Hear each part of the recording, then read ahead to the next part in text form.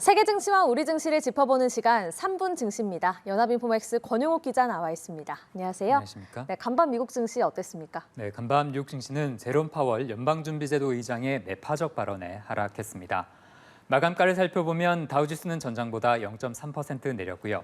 S&P 500 지수는 전장 대비 0.52%, 나스닥 지수는 1.21% 각각 떨어졌습니다. 개장 전에 나온 파월 의장의 발언이 매파적, 즉 긴축을 선호하는 방향이었다는 점에서 시장에 부담을 줬는데요. 파월 의장은 의회 출석에 앞서 내놓은 사전 증언에서 거의 모든 연방공개시장위원회 참석자가 연말까지 금리를 약간 더 올리는 것이 적절할 것으로 예상하고 있다고 언급했습니다.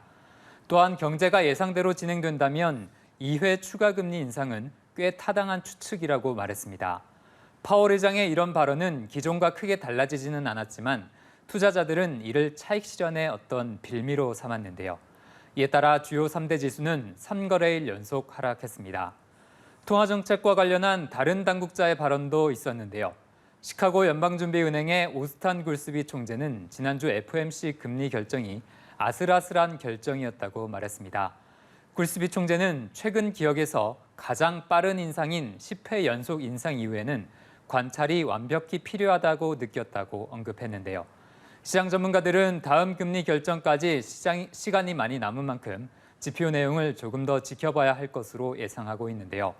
그렇지만 미국의 고용 지표가 크게 둔화되지 않는다면 추가 인상은 염두에 둬야 한다고 입을 모았습니다. 네, 통화 긴축에 대한 이야기가 한동안 이어질 것 같습니다.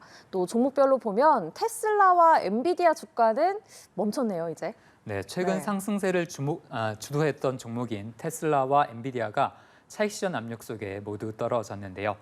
바클레이즈라는 투자은행이 테슬라 주식에 대한 투자 의견을 비중을 기존보다 확대하라는 것에서 비중을 종전 수준으로 유지하라는 입장으로 수정했습니다.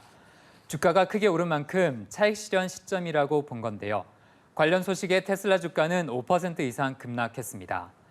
엔비디아 역시 차익 실현 압력 속에 주가가 2% 가까이 내렸습니다. 네, 간밤에는 주식이 내리는 대신 비트코인이 크게 올랐습니다. 비트코인 소식도 오랜만에 전해주시죠. 네, 비트코인 가격이 간밤에만 7% 이상 올랐는데요.